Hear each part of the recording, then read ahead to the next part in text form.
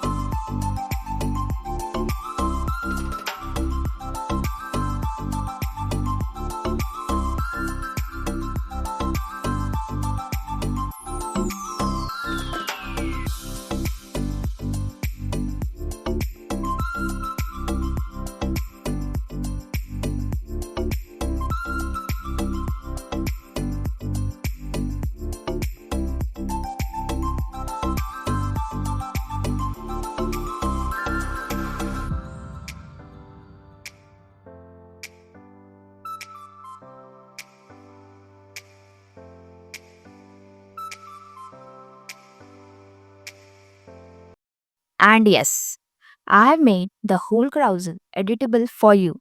Just click the link in the description to use my Canva template.